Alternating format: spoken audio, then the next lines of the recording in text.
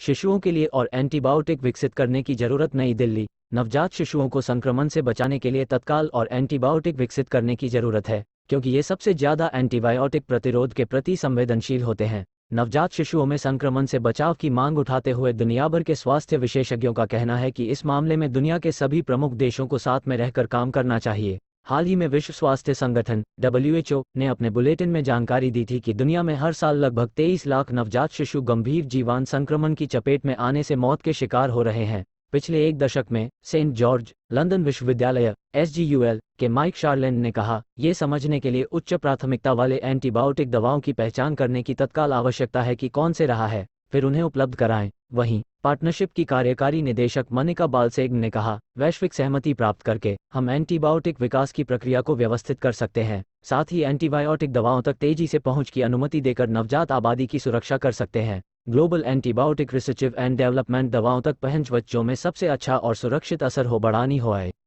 आयुर्विज्ञान संस्थान एम्स के विशेषज्ञों ने तैयार किया है।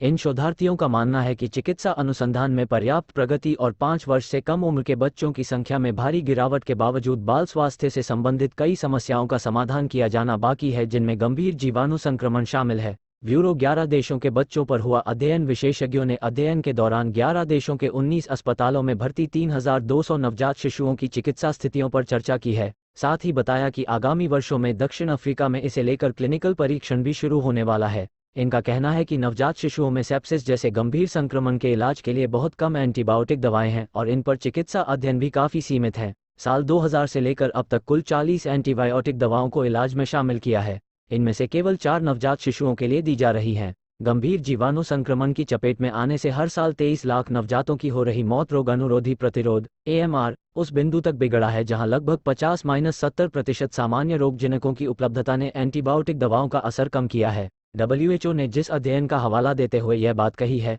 वह global antibiotic research and development partnership और नई दिल्ली स्थित अखिल भारतीय